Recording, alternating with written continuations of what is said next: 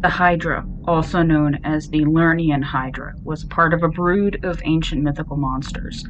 Its parents were the creatures Typhoeus and Echidna, and its siblings included other multi-headed beasts such as Cerberus and the Chimera. The Hydra itself was a serpent with numerous heads. The exact number varied in ancient sources. Its blood and even its breath were poisonous. The Hydra was eventually killed by Heracles, who was sent to fight it as one of his 12 labors. After a long struggle, Heracles found a way to prevent the Hydra's heads from regenerating when he cut them off. Once the monster was finally dead, Heracles dipped his arrows in poisonous blood. He would go on to use these poisoned arrows in many future battles. The Greek word Hydra means water snake. It is clearly related to other Indo-European words for water creatures, including Udra, Sanskrit, Udra, Avestan, Udra, Lithuanian, Vidra, Russian, Otar, Old High German, and the English word otter. The Hydra was often called the Lernian Hydra, after the swamp it inhabited in Lernia. The Hydra lived in the swamps near Lernia, a town in the eastern Peloponnese. Ancient authors claimed that the creature haunted a spring named for Amymone, a daughter of Danaus and a lover of Poseidon, until it was finally killed by Heracles. Though the Hydra was, as far as we know, always imagined as a many-headed creature, there was no consensus as to the exact number of heads or its other attributes and abilities. The earliest known depiction of the Hydra was found on a pair of bronze fibulae, decorative brooches or pins, made in Boeotia around 700 BCE. It showed the monster with 6 heads. Literary representation of the Hydra began to appear around the same time, starting with Pisander in his lost epic, the Heraclea, late 7th century BCE. However, Pisander failed to specify exactly how many heads the Hydra had. Later poets gave a range of suggestions for the number of heads. In the 6th century BCE, for example, the poet Alclaeus said that the Hydra had 9 heads. This number was probably the most popular one in antiquity.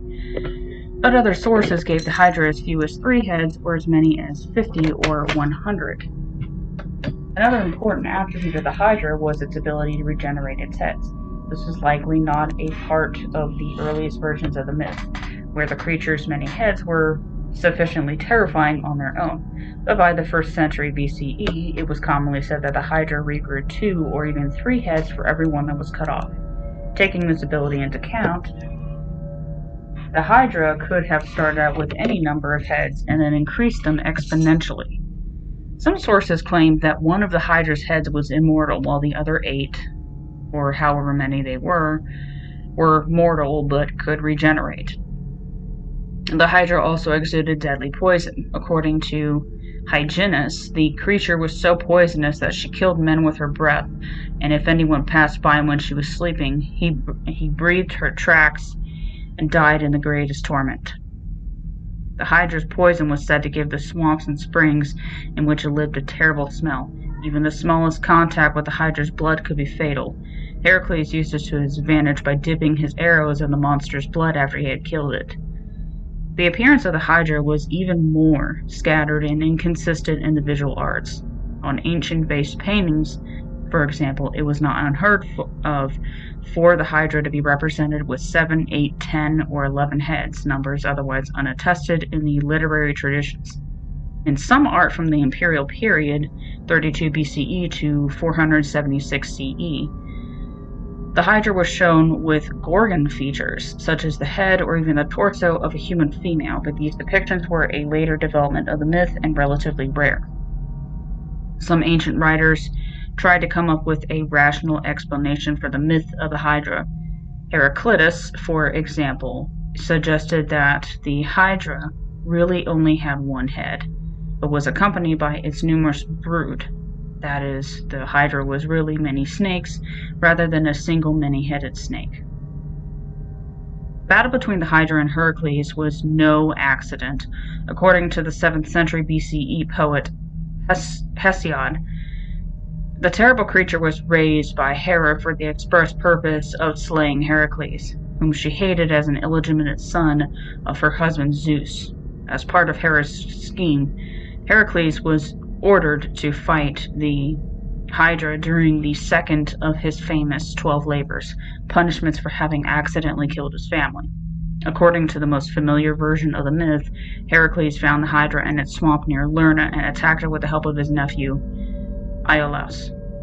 But each time Heracles cut off one of the monster's heads, he discovered to his horror that several new heads grew back in its place. Eventually, he realized that he could prevent the heads from growing back by quickly cauterizing the stumps with fire.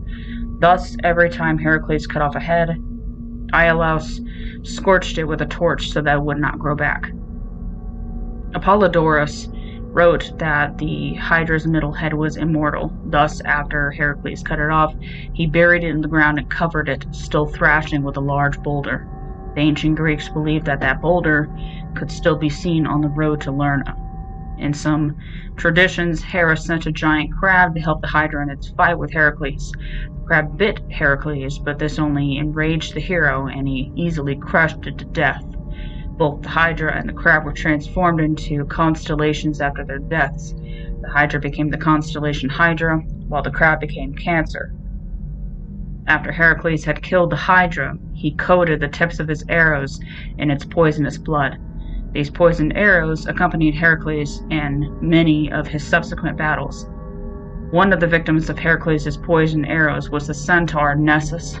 When Nessus tried to rape Heracles' wife, Deianira, Heracles shot him down. Knowing that the Hydra's poison was running through his veins, Nessus laid one final snare. He told Deianira to keep a vial of his blood as a love potion. If Heracles' love for Deianira was ever wavered, said Nessus, she could sprinkle some of the blood on Heracles' clothing, and it would renew his affections. This was all a cunning lie, of course.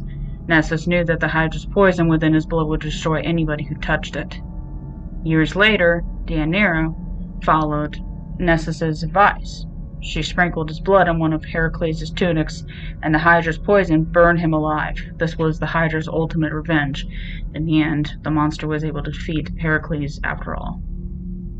The Hydra had a long and colorful afterlife in modern pop culture. The mythical creature has been adapted by writers such as H.P. Lovecraft and Henry Kuttner.